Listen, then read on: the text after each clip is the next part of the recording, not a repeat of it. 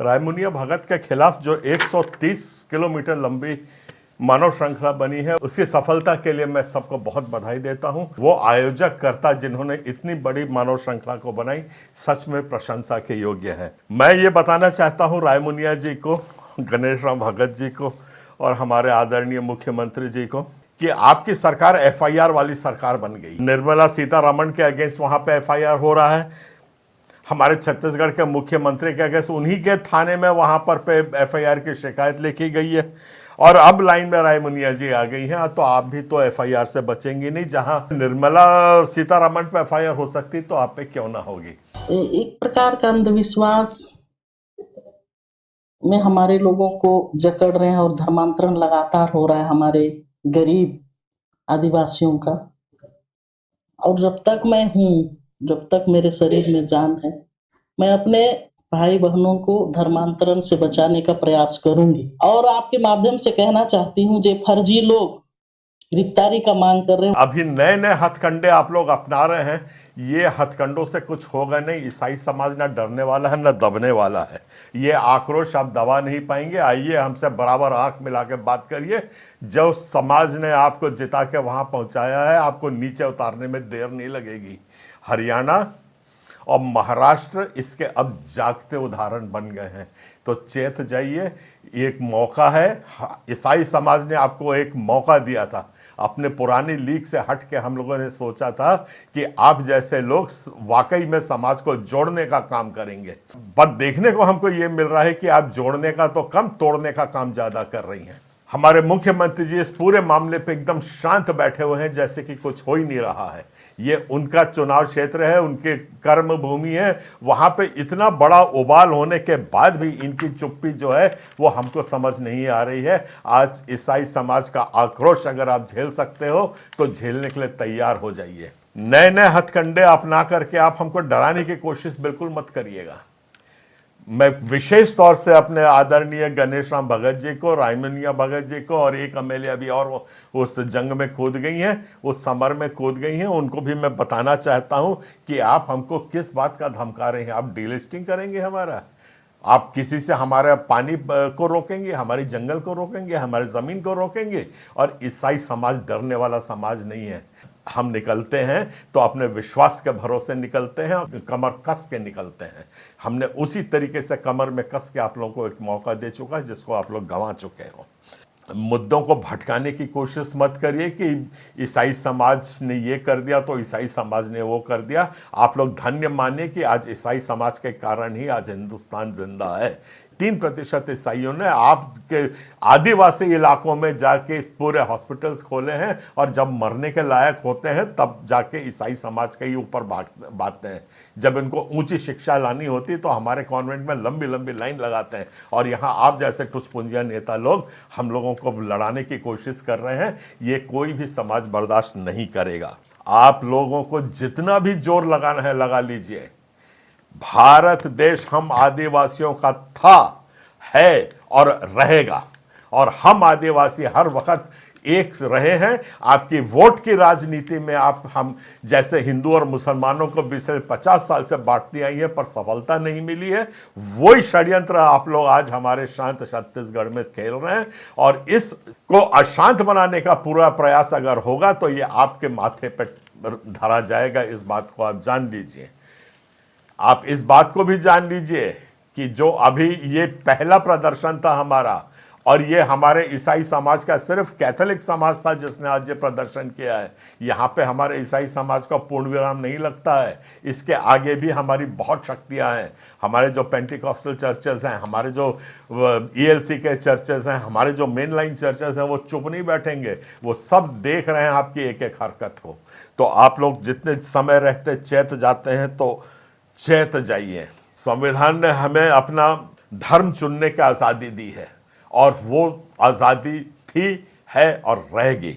और जब तक संविधान है तब तक भारत रहेगा, और जब तक भारत है तब तक ये हमारी आज़ादी आप जैसे लोग हमसे नहीं छीन सकते। यह संदेश मैं आपको बहुत स्पष्टता से देना चाहता हूं कि आप जितने जल्दी समझ जाएं तो उतने ही अच्छा है। आप लोग सोचते होंगे कि छत्तीसगढ़ के ईसाइयों को सता लो जितना सताना, इसका कोई असर नहीं पड़ेगा। पर आप लोगों को थोड़ा सा चेताना चाहता हूं कि रायपुर में जैसे कल यहाँ पे बात उठी है कि गरमा में ईसाई लोगों को नहीं आने देंगे, इसका असर आज देखिए यहाँ पे वीडियो में दिख रहा है कि अमेरिका के लोग आज मंदिर के सामने प्रदर्शन कर रहे हैं। आप लोग क्या बोलना चाहते हैं, क्या करना चाहते हैं? ये ईसाई धर्म आप लोग कब तक ये चलाएंगे? शांति प्रेम की बात नहीं कर सकते हैं क्या? और हम लोगों ने जो आप लोगों को चिकित्सा सेवाएं दी हैं उसकी बराबरी नहीं कर सकते हैं तो हमको काटने की कोशिश मत करिए। आज ही मैं न्यूज में पढ़ रहा था, एक गर्भवती महिला को अपने जान गंवानी पड़ गई है एक आदिवासी इलाका, छत्तीसगढ़ के आदिवासी इलाके में, क्योंकि उसके पास चिकित्सा सेवा नहीं पहुंच पाई। यहां तक कि स्ट्रेचर नहीं था कि उसको लेकर के प्राइमरी हेल्थ सेंटर तक आ जाए। ये आप लोगों की चिकित्सा सेवाएं हैं और कीचड़ हम पर उछालते हैं। आज सोशल मीडिया का युग है। इस सोशल मीडिया में अगर यहाँ एक पत्ता भी हिलता है तो पूरी दुनिया जान जाती है कि छत्तीसगढ़ में एक पत्ता हिला है, और इसका खामियाजा कांग्रेस सरकार बहुत अच्छे से भुगत चुकी है। जब छत्तीसगढ़ पे हमले होते थे उसका असर केरल में भी पड़ा है। जब हमले छत्तीसगढ़ में होते थे तो मिजोरम और मणिपुर में भी इसका असर देखने को मिला है। ऐसा नहीं है कि आज जो आप छत्तीसगढ़ में कर रही हैं, जिस किस्म से आप ईसाई समाज को प्रताड़ित कर रही हैं, तो ये भुलव्वे में मत रहिएगा कि इसका असर हरियाणा और महाराष्ट्र में नहीं पड़ेगा। आप बहुत जल्दी देख लेंगे। हरियाणा ने आपको बाहर का रास्ता दिखाई दिया है, महाराष्ट्र आपको वो रास्ता दिखाने के तैयारी में है। आज भारतवासी किसी भी हालत में नफरत की राजनीति को अब बर्दाश्त नहीं करेगा। प्रेम मोहब्बत बांटिए। प्रेम मोहब्बत बांटने की हम जब से आपसे बात कर रहे हैं, पर आप लोगों के दिमाग में वो बात जाती नहीं है। मैं अपने भोले भाले मुख्यमंत्री जी से दो बातें इस मंच से कहना चाहता हूं कि आदरणीय मंत्री जी, आप लोग कब तक ये लड़वाने की राजनीति करेंगे और आप क्या सोचते हैं इससे आपको और स्थिरता मिलेगी? आप लोगों ने हर वक्त हम लोगों को विरोध में ही काम किया है, विरोध में ही हमको लड़वाने की कोशिश की है, पर आप जान लीजिए कि ईसाई समाज परमेश्वर के लोग हैं। आप इनकी पुतली को भी हाथ नहीं लगा सकते। हमने आपको बिठाया था तो हम आपको उतारना भी जानते हैं। ये बड़ी खुली बात हमारी आप समझ लीजिए और सबको बराबर का दर्जा दीजिए। सब समाजों को आपस में लड़वाना बंद करिए। जिसके भी दुख दर्द हैं, सब आपके बेटे हैं, पुत्रियां हैं, पुत्र हैं, सबको एक समान आप ट्रीट करिए। आपकी चुप्पी अब बर्दाश्त छत्तीसगढ़ प्रदेश नहीं करेगा। दूसरी बात मैं कहना चाहता हूं, जो आप लोगों का षड्यंत्र अभी कुनकुरी और जशपुर में चल रहा है वो बहुत भयावह और बहुत खतरनाक है। आप लोगों ने 50 साल से हिंदू मुसलमान की राजनीति की, अब वो राजनीति आदिवासी क्षेत्र में आदिवासी सरना, आदिवासी हिंदू बना करके आपने एक नया वर्ग बना दिया है, जबकि ऐसा कोई ना प्रावधान है, ना सुप्रीम कोर्ट ने माना है, ना किसी ने माना है। फिर भी आप बोल रहे हैं कि आदिवासी हिंदू है, और इस तरीके से आप आदिवासी हिंदू को आदिवासी सरना के साथ लड़ाने का भरसक प्रयत्न कर रहे हैं। ये मैं खुल के आप पे आरोप लगा रहा हूं।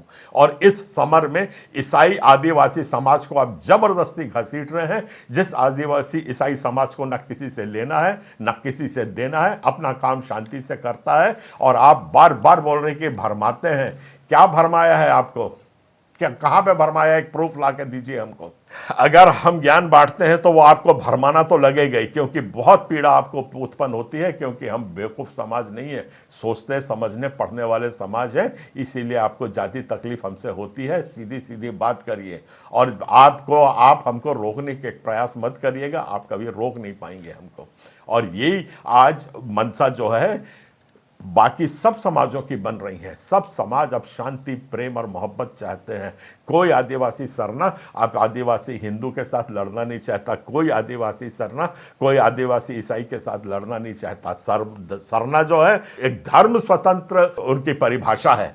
अब वो किसी भी धर्म में जाए तो आपको किस बात की आपत्ति है, किस बात की पीड़ा आपको होती है? अगर वो हिंदू बनता हिंदू बने, ईसाई बनता ईसाई बने, ये धर्म पे आपको लड़ाना बंद करिए। अब इसका रिजल्ट आप हमारे अगले आंदोलन में देखेंगे। और इसके एक बार फिर मैं इन आयोजकों को बहुत धन्यवाद देना चाहता हूं